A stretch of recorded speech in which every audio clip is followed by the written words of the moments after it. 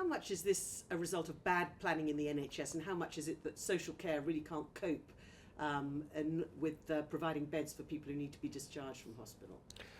Well, this is the busiest week in the year for the NHS. It always is, and Professor Sir Bruce Keogh was very clear that the NHS has prepared more for this winter than we've ever done before. But that doesn't mean that there isn't huge pressure on the front line, and I want to say a massive thank you to staff who are going well beyond the call of duty, doing an absolutely amazing job to keep patients safe. And it's not just my gratitude, but I think the whole British public is incredibly grateful for the service that they're showing. But if you say you've planned for it, you clearly haven't got enough money because you haven't got enough staff to cope with the number of patients requiring treatment.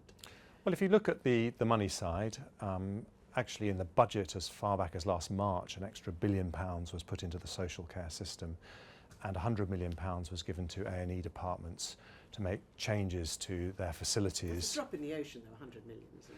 Well, it's a significant amount for the NHS and it has made a significant difference, but we're also seeing about 3,000 more people coming to A&E departments every day compared to a year ago. This year we've had the additional pressure of a cold spell just before Christmas and an uptick in the flu numbers. It's too early to say whether that is going to replicate what happened in Australia, but there has definitely been an uptick in respiratory illness and flu. And that's created additional pressures. But the big difference between what's happening this year and what happened last year is that what happened last year was that we ended up cancelling a lot of operations at the very last moment. People were called the day before their operation and told that it wasn't really possible to do it. This year, we want to avoid that. And so we are thinking ahead, and we want to also give hospitals the time and space to plan better. And so that's why yesterday this new panel, the National Emergency Pressures Panel, made the decision that they did, and this will allow us to cope with the pressures in a much more planned and methodical way. You thanked staff, but are you going to apologise to patients? Of course, because even though I think we are better prepared this year, even though we're treating many more patients every day, around 5,000 more operations every day than just 5 years ago, if yours was the hip replacement that was cancelled, and you're going to have to wait an extra month for that, you could be in pain, and that is unacceptable, and I apologise wholeheartedly for that.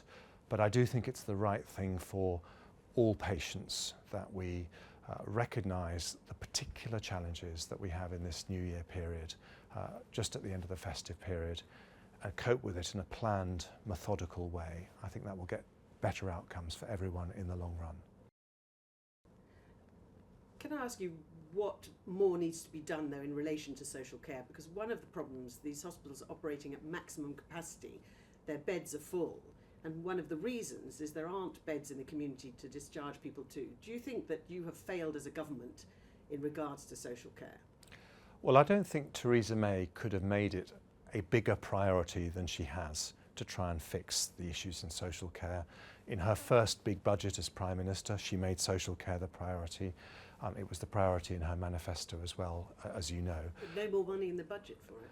Well, over the last year, social care budget has actually gone up by £2 billion, and then the local government settlement saw extra funding for social care as well. But you're right. The big challenge that hospitals have is discharging people into the community. That's actually one of the areas where we seem, according to the latest data, to be doing slightly better than last year, and getting the number of delayed discharges down. But unfortunately, that doesn't stop people arriving through the front door. And what we've seen is a very significant increase in the number of older, vulnerable people arriving at our hospitals needing care. And that's what staff are working so heroically to deal with.